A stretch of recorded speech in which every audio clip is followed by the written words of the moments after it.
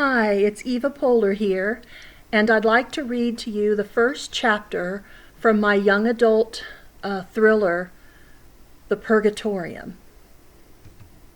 Chapter 1, The Island. A morning fog was just beginning to thin in the sticky ocean breeze. Whether it was the sharp smell of dead fish or lingering anxiety from the plane ride, Daphne could not eat when Cam offered to buy her a snack at the stand in the harbor. He bought himself a baked pretzel, and then the two of them followed Dr. Hortense Gray up the ramp and onto the catamaran, pulling their bags behind them. They maneuvered through a crowd of school-aged children in matching yellow T-shirts. Of the 20 or so other passengers, most were men in their 30s and 40s. She and Cam were the only teenagers aboard. Daphne stood at the railing overlooking the water with Cam on one side of her and the doctor on the other. The wind whipped her brown hair around her face despite her efforts to tuck it behind her ears. She missed this beauty. She'd forgotten how breathtaking it was. Her parents used to take her and her brother and sister to the beach all the time. There was nothing like gazing at the ocean where it met the sky on the horizon. But the beauty could not stop her from trembling, could not stop the dread gripping her chest. Cam had said a wildlife refuge and a resort with pristine beaches. He hadn't said a thing about therapeutic exercises. She'd had to hear it from this strange doctor who had met them at the airport in Ventura. Was the doctor like a life coach? Would Daphne have to climb a rock wall or plunge down a zip line? She should have been told, she should have known that her parents wouldn't let her go with Cam to a getaway resort just for fun. She should have been more suspicious.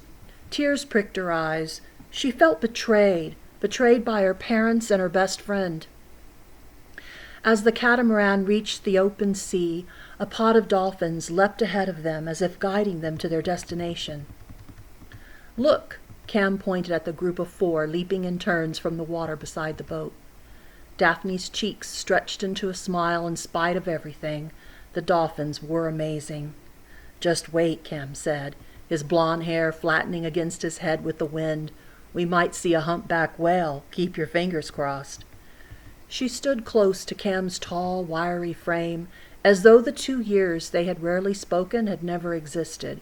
She hadn't even so much as texted him a happy birthday wish last month when he had turned 18. For the millionth time, she wished she could go back to that night she had failed to get out of bed.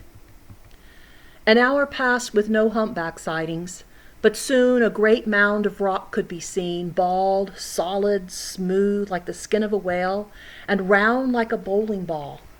Daphne couldn't imagine how such a rocky place could hold any kind of paradise.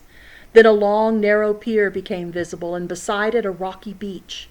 The boat docked at the end of the pier, and all but Daphne, Cam, the doctor, and the captain climbed out. Where were the pristine beaches?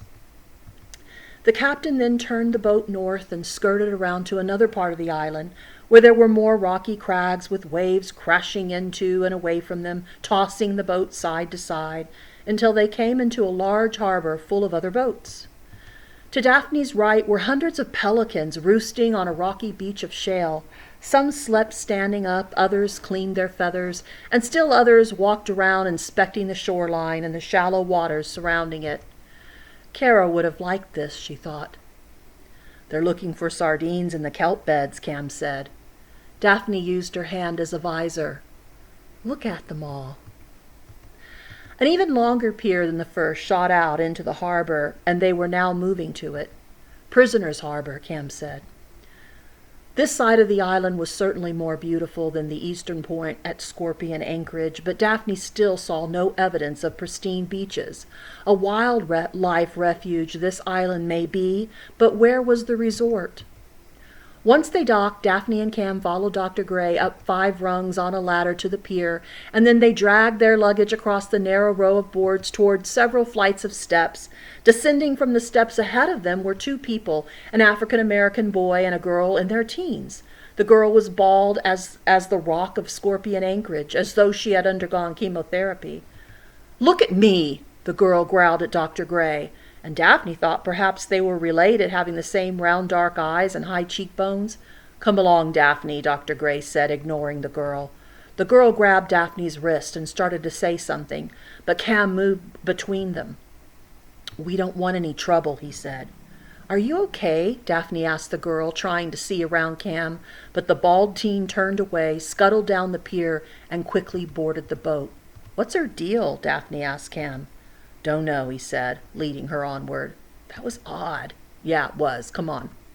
The squawking of the pelicans could be heard from the several flights of wooden steps, but they were less visible until Daphne reached the summit near a dirt road, where a jeep and its driver waited. The driver was an older man, maybe in his 40s, with tanned skin and a straw cowboy hat. He nodded at them as they approached. "Hello, Roger," Dr. Gray said. "Nice to have you back, Hortense," the driver said with a southern drawl. "This island ain't the same without you." From this point, Daphne looked out over the ocean, and although the view was spectacular, she frowned. This wasn't what she had expected. It wasn't like she hadn't asked a lot of questions. Cam had gone the summer before, and then this summer, one rare evening, while she'd sat in her tree in the backyard, the thick oak leaves forming a shield around her, he had told her about it. She hadn't seen him in the treehouse on the other side of the 6-foot wooden fence that separated their 2 yards. When he called out to her, she'd been crying again, and although she had wanted to scramble down the trunk and run inside and hide, he'd asked her a question that had made her pause.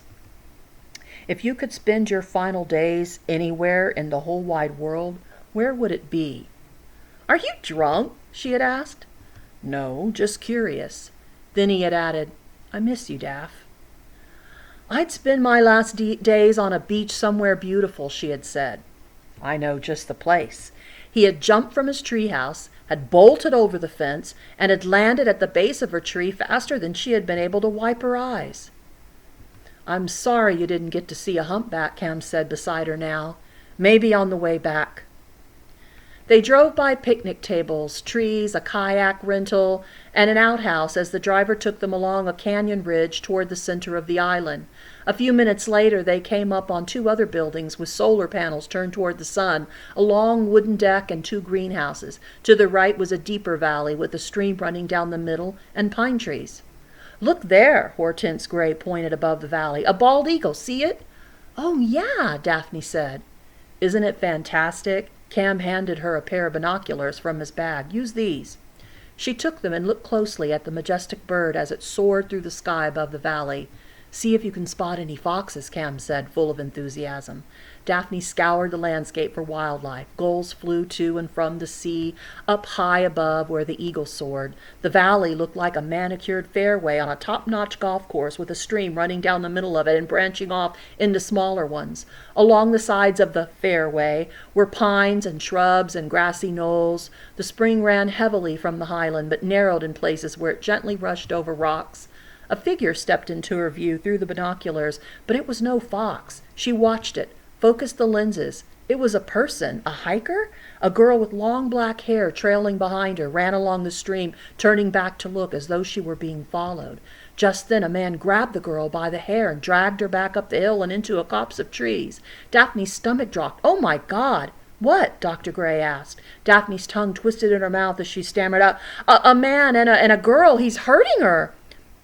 The doctor took the binoculars and pointed them toward the valley. "Where? I don't see anything." "I swear they're out there," Daphne said, her stomach forming a knot. "I saw them. We have to do something." She gave Cam a pleading look and then said again, "We have to do something." Why wasn't he more alarmed? "We have to go down there and help her. What are we waiting for?" "Roger, take us into the valley, please," Dr. Gray said. The driver sped downhill. The road ended about 20 yards from the spring. Roger stopped the jeep and all 4 climbed out. Daphne pointed to the ground insistently. "They were here. I swear I saw them. He was pulling her by the hair." When the adults looked back at her blankly, she took off running through the nearby trees, her heart beating wildly. Why wasn't anyone taking her seriously? Panic had overtaken her and she couldn't think. "Hello?" She saw and heard no one. The others also called out and began to search the trees. After several minutes, they all met up again. Dr. Gray said, "Oh, this is no good." "What should we do?" Cam asked out of breath. The doctor put a hand on Daphne's shoulder. "Please don't be offended by what I'm about to say." Daphne couldn't believe the patronizing look on the taller woman's face. "I didn't imagine it," she said, panting. It's been a long, tiring trip, and islands are famous for their mirages, especially this one, Dr. Gray said. Not mirages, Roger said. Ghosts. Please, Roger, don't start, Dr. Gray shook her head. What ghosts? Daphne asked. Even though she didn't believe in ghosts, goosebumps popped up along her arms. Let's go on to the resort, Dr. Gray said. I'll phone the naval guards when we get there and tell them what you saw. What ghost? Daphne asked again in the jeep in the back seat beside Cam. She twisted back with her eyes held up to the binoculars, scanning the stream and nearby woods for signs of the girl and her attacker as the jeep climbed toward the canyon ridge. We aren't going to talk about nonsense, the doctor said. She has a right to know about the island's legends, Roger objected. Is this the one about Meesink? Cam asked. The guy who threw the men in the ocean and took the women on his rainbow bridge? Hortense Gray turned from the front passenger seat. The Chumash believed the first people grew from seeds planted on this island by the earth goddess Tash. When the island became overpopulated with people, she sent down Meesink, the guardian of nature, to set things right. They say each year Meesink threw 6 young men into the ocean, where they turned into dolphins. That's why the Chumash considered the dolphins to be their brothers. Meesink also took 6 unmarried women and had them for himself. They say he took them into the sky by way of his rainbow bridge, and they were never seen alive again. What does this have to do with ghosts? Daphne put down the binoculars, the deep valley now out of view. Roger said, People say Meesink comes for women about your age to take with him to the skies, and sometimes they come back and wander this here island. Interesting legend, but you don't expect me to believe that was Meesink out there in the valley, do you? Daphne smelled a setup. Is this some kind of joke? She expected one of them to say, "Bwah ha ha ha ha," any minute now. Roger coughed and cleared his voice. Cam whispered, Apparently, Roger is a believer. Like you can talk, she whispered back. Cam had made plenty of claims throughout their childhood of having seen his grandmother in his attic. Her brother Joey, a year older than Cam, still believed Cam's grandmother spoke to him. Roger said, I dare you to spend one night at the old Christie Ranch, and then you can laugh at me all you like. What's old Christie Ranch? Daphne asked. It's on the western end of the island, Roger said. That there ranch house is haunted by the wife of a slave trader. Have you ever seen her ghost? Cam asked. No, but I've heard the screaming. What screaming? Daphne asked. Out on Haunted Bridge, Roger replied. I've heard the screaming with my own ears. My pal and I searched all over in the morning and found no trace of anyone and no explanation for the screams. People say the wife of a slave trader was horrified when she learned what her husband done, and once, when he was headed back for more slaves, she sunk his ship with him and his crew aboard. They say she went crazy until she died. They say she's responsible for a lot of the ships that wreck in that there part of the sea. As they made their descent into the canyon, no one said more about the incident Daphne may or may not have seen. Daphne was tired and had eaten little. Maybe she had imagined the figures in the valley. Joey, her brother, saw people who weren't there all the time. Daphne worried one day she would begin to see them too. No, she knew what she had seen. They'd been real, flesh and blood, living people. But something gave her the feeling that Dr. Gray and Roger were messing with her. So that's chapter 1 of The Purgatorium. I hope you enjoyed it. This is Eva Poehler. Thank you. Bye-bye.